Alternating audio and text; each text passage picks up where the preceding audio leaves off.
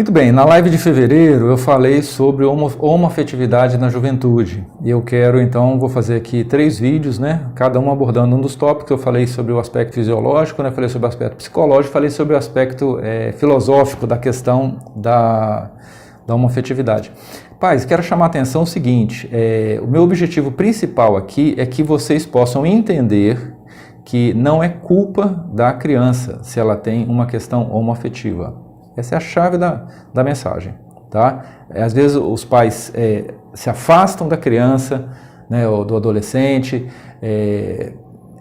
acaba piorando o negócio, tá bom? Então o objetivo aqui é ajudar você a entender o processo, entender talvez um pouco da origem, de como se formou, né, aquele desejo por alguém do mesmo sexo, psicanálise chama de objeto, né, por um objeto do mesmo sexo, e que isso não é culpa da criança, tá? Como regra geral, é uma questão ou fisiológica, ou psicológica, ou às vezes filosófica, e de tudo nós temos também responsabilidade, porque é a gente que nutre, né? É a gente que produz lá, né, a parte psíquica, é a gente também que tem um certo controle sobre o acesso, né, que a criança tem a ideologias e coisas assim, tá bom?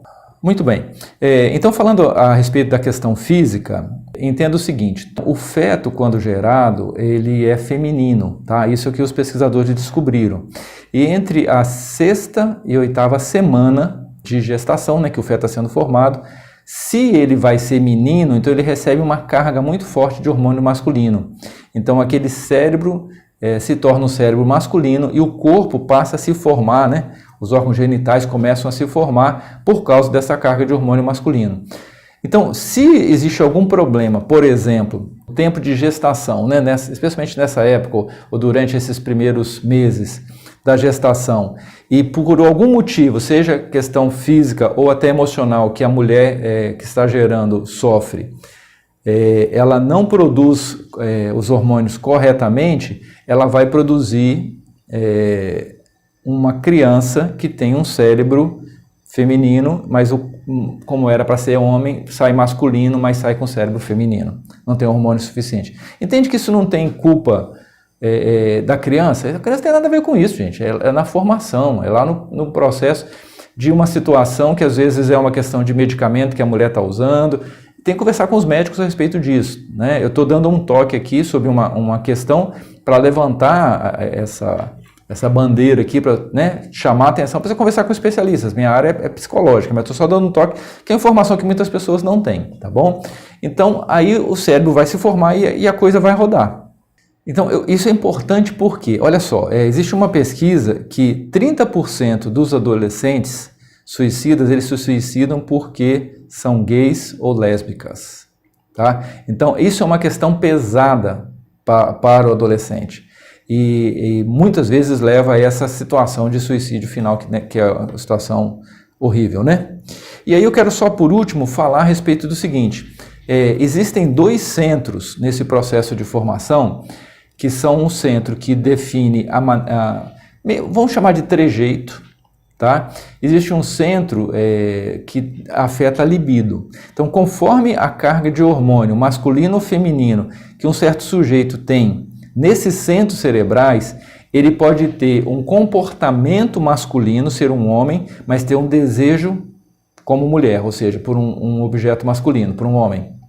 E, se for o contrário, ele pode ter trejeitos, tá, parecer uma pessoa efeminada, mas ele não tem desejo por homem, porque o centro do desejo tem hormônio masculino. Entenderam isso? Tá? Então, às vezes parece efeminado, mas não é. Parece, inclusive a menina, né? Parece masculinizada, mas não é. Só parece. O desejo dela lá no centro da libido, os hormônios estão alinhados com a fisiologia dela. Beleza? Qualquer dúvida, coloca aí, a gente conversa mais. Mas eu queria dar esses 2 toques que entende que nada disso é responsabilidade do teu filho. É interessante nesse sentido, você vai, por exemplo, vai gerar um filho, vai planejar, né, uma gestação, então procurar que a mãe tenha condições tão tranquilas quanto possíveis, verificar lá com o médico que está cuidando dela se algum medicamento que ela toma tem hormônio masculino ou feminino, ou pode afetar a produção de hormônio masculino ou feminino, para que o processo seja natural, tá bom? Que o processo seja, se é para ser menino, que tenha o corpo e o cérebro masculino, e se é para ser menina, que tenha o corpo e o cérebro feminino, tá bom? Próximo vídeo eu vou falar sobre a questão psíquica, dessa estruturação da homoafetividade na juventude, tá bom? Um abraço, até o próximo papo.